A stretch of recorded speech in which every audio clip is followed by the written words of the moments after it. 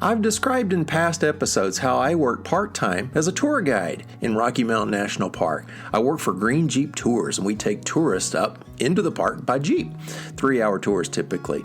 But I almost always ride my motorcycle to work, right, when I'm coming up there. So any number of times, like on a busy Saturday, other folks that are coming up on their motorcycles, they would see this local guy on his bike, and they would come up and ask me for suggestions. And I would give them, just more information that they probably expected to get about how to avoid the crowds. Where are the best places to ride in and around Rocky Mountain National Park? I love doing that.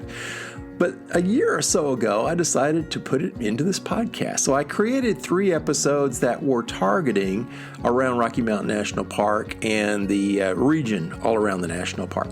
So, what I've decided to do, I thought it would be helpful. Here we are in spring, or just almost in spring, right? The weather's warming up, the days are getting longer. I thought it would be a good opportunity to bring those back and just share all of that information with you in one episode. So this is it today. So I wanted to let you know too about something that I've been thinking about. If you find yourself, for example, in the northern Colorado area sometime during the spring or the summer or the fall, I would absolutely love to meet you if we could work that out. I love to meet people in person. And who knows, we could take a ride together. I have been thinking about organizing a tour sometime, at whatever time I can figure it out. I still have a day job, which keeps me quite busy, but there's going to be a point where I'll retire and maybe do some touring full time. I'd love to take folks around my absolute favorite places, all around northern Colorado and southern Wyoming, and really just all over the western United States. Who knows? If you might be interested in talking about something like that and kick around some ideas, send me an email. I'd love to chat with you. I get emails all the time. Love to correspond, and we'll just get on the phone together or over Zoom and just have a talk. So feel free to send me a note anytime. It's Ron, R-O-N, at peacelovemoto.com. So if you have your pen and pad ready and your map handy, let's start talking about Rocky Mountain National Park and all of the wonderful places to ride here in northern Colorado and southern Wyoming. Thank you so much for joining me today. Are you ready to go? Let's go for a ride. Recorded in beautiful Loveland, Colorado. Welcome to Peace Love Moto, the podcast for motorcyclists seeking that peaceful, easy feeling as we cruise through this life together. Are you ready? Let's go.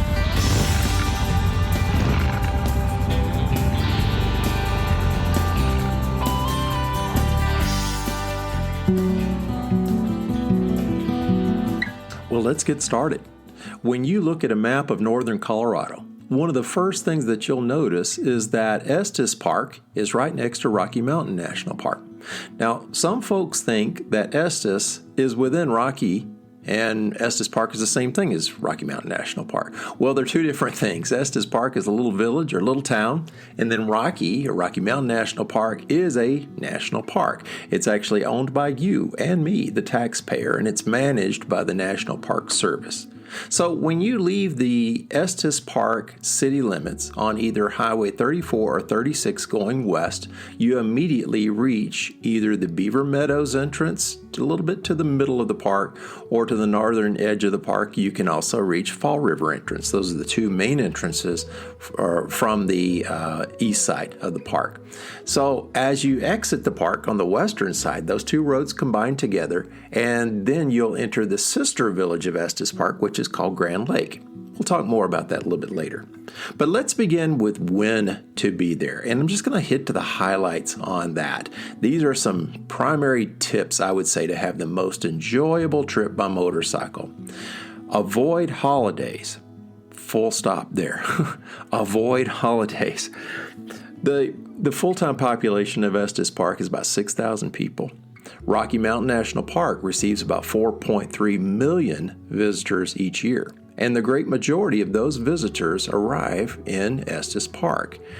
The vast majority of those 3.4 million visitors will come between June and September every year. I recommend avoiding all holidays during this span, especially the week of July 4th. That's the big one. Avoid July 4th anytime around that date, either weekend around that. Midweek is almost always less crowded. I always recommend visiting the area Monday through Thursday if you can. In Estes, you'll have the opportunity to talk with the locals, and in Rocky, you'll have plenty of opportunity to talk with the rangers, and it'll pretty much be traffic-free, especially early in the mornings and late in the evenings. That's really the best time to be out in the national park. The reason early mornings and evenings are the best also is because that's where the wildlife are going to be out and about most of the time. Really early in the morning around sunrise, and then late into the evening as the sun begins to set. That's when the wildlife are most active in general. Be watchful of storms really any time of year up there. Getting into the higher elevations, a storm can turn into ice or it can turn into snow any month of the year. I've actually been in snow on the higher elevations in Rocky Mountain National Parks in July. Yes, fresh snow in July. So that can absolutely happen. Let's talk about where to ride. Now, it's going to definitely depend on the season because Trail Ridge Road, which is the highest road in Rocky Mountain National Park, it actually reaches an elevation of over 12,000 feet. Now, when you get up into those kind of elevations, you can have ice, like I said, ice and snow just about any time of year, but they typically won't open Trail Ridge Road at its highest elevations until about May. And then depending on the season, between the weather, it'll generally be closing again. That road will close in the higher elevations sometime around October, something like that. But just wanted to point that out. One of the, like I mentioned though, one of the highlights of going into Rocky Mountain National Park by motorcycle is Trail Ridge Road. It's the highest continuous paved road in the United States, and it is absolutely wonderful. When you cross over from Estes Park on Trail Ridge Road all the way across the national park, you'll eventually reach Grand Lake, which is considered the sister city of Estes Park. You'll find the deepest natural lake in all of Colorado there at Grand Lake. The population of Grand Lake is about 400 people, but it certainly swells during the summertime. It's a very peaceful setting out by the lake, excellent restaurants and coffee shops, and they also have a hidden gem there in Grand Lake. It's called the Rocky Mountain Repertory Theater. And maybe I'll talk a little bit more about that later on. But for the Repertory Theater, I'd recommend getting a reservation. And it's also a good idea just to go ahead and spend the night, because usually the shows at the Repertory Theater go into the evening, and you really don't want to be out on the mountain roads at nighttime. You especially don't want to be out on Trail Ridge Road with no guardrails out at 12,000 feet at night. Don't want to do that. So, get out your map and let's begin our journey. Let's begin in the beautiful little town of Loveland, Colorado, which is my hometown. Loveland is a great place to stay outside of the tourist traffic if you choose not to stay in Estes Park. That's where I recommend anyway. So, now there are many hotels and restaurants in the eastern portion of Loveland near Highway 25, but I really recommend escaping the traffic that can be over there and the busyness, and make your way into the old original portion of Loveland. We have a new hotel right in the heart of downtown, and it's called Town Place Suites by Marriott. It's within easy walking distance of the historic 4th Street, where you'll find locally owned and operated restaurants and pubs, and don't miss Mary's Mountain Cookies. Those are really good. Another hotel option that I really super duper recommend in Loveland is the La Quinta Inn and Suites in West Loveland, right on Highway 34. That's actually not too far from my home, actually. This is a very quiet location and gives you a great jumping off point to head to Estes Park. It's also close to my favorite coffee shop in Loveland that's called Jamocha Joe's, which is owned and operated by my friend Christine. This is a drive-through little coffee shop, little hippie shack, you might might say, that has beautiful shade trees out there and vintage 1970s chairs underneath the shade tree. So get your espresso or latte and just go chill and have a little chat with Christine. Okay, let's head to Estes Park. From Loveland, we'll follow the Big Thompson River. So we're going to take Highway 34, which is just west from Jamocha Joe's. We stay on the Highway 34 for about 12 miles or so.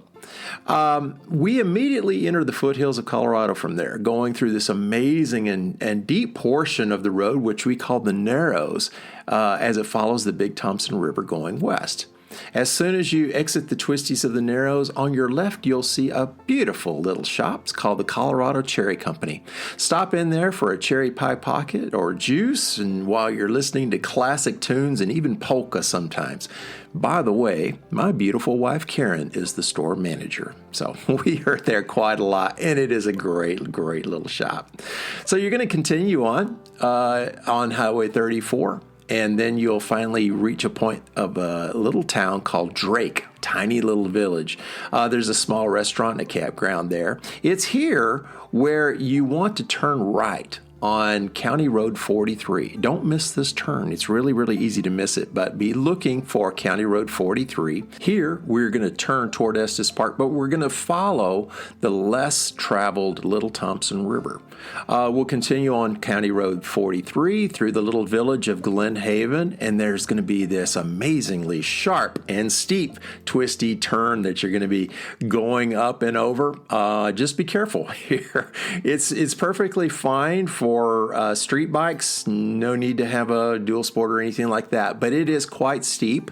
So just know what you're doing when you're going up that one steep portion of that road. And then you'll crest the top of the road, and then out in front of you will be one of the most beautiful sights you've ever seen. You'll see Long's Peak, which is the highest peak in Rocky Mountain National Park, and the Continental Divide. Down below both of those peaks is the village of Estes Park.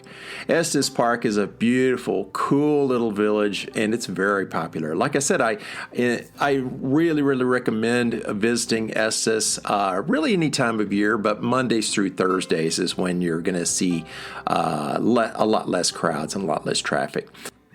Going into Estes Park, this is a point where I highly recommend that you fill up with gas. There are not a lot of gas stations around that area, and there are certainly no gas stations in Rocky Mountain National Park, so it's a good time to top off with gas there. Let's see. I recommend stopping in the sister store of the Colorado Cherry Company, which is in the lower level of the Stanley Hotel. Get a snack and take your snack and a latte or whatever you want up on the porch and have a wonderful view of the Continental Divide. Going down into the village of Estes Park, I so enjoy stopping by a little place called Inkwell and Brew. And it's very close to the historic McDonald bookstore. Another favorite coffee shop there is Kind Coffee. And if you're interested in a guided tour, I highly recommend Green Jeep Tours. And that's where I work part-time. We have just wonderful guests. And I just work there every once in a while, but you be free to ask for me if you like. I'm Ron Francis. As for restaurants in Estes Park, if you want a really good hamburger, stop by Penelope's on Elkhorn Avenue. As far as other details about touring within Rocky Mountain National Park, I put a lot of detail in the first 3 episodes talking about touring in Rocky Mountain National Park, the episodes that begin with those titles. So I'm not going to repeat that so much here. I'll let you go back and listen to that on your own. But just keeping in mind, probably the number one thing that I want to relay is that avoid holidays and avoid the crowds if you can. Avoid holidays such as July 4th especially, and the ideal time to be in the park is Monday through Thursday, anytime between, let's say, June and September. Those are usually the best times.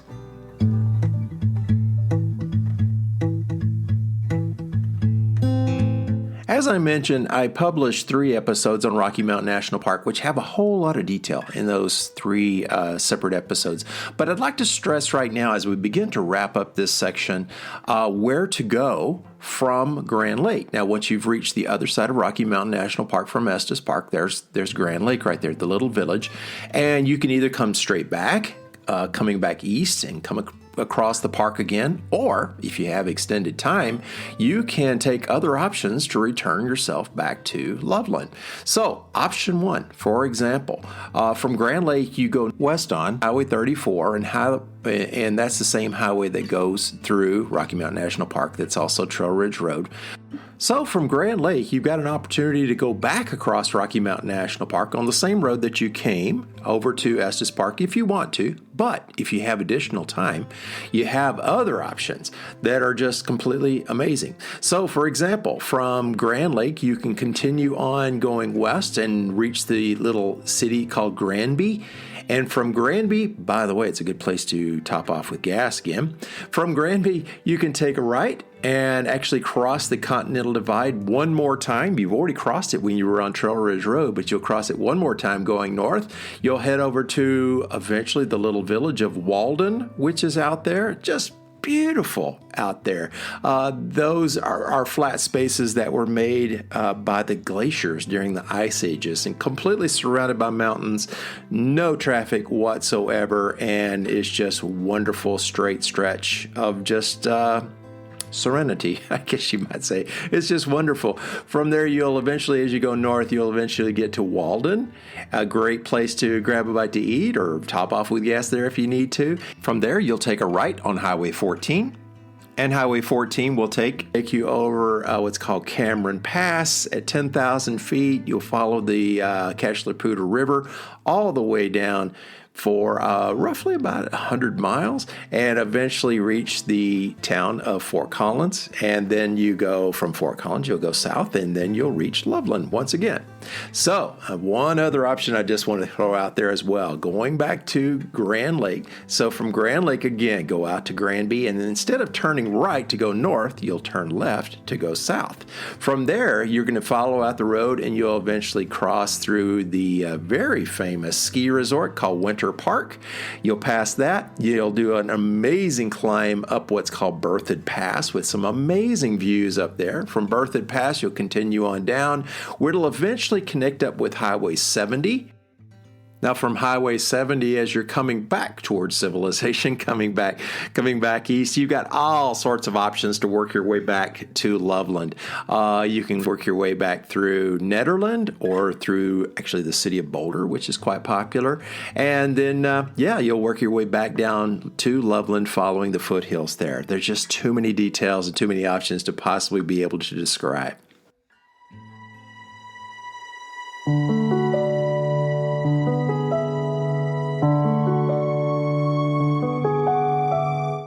I know I went really fast with this description of riding in and around Rocky Mountain National Park and different options there, but there's just so many options.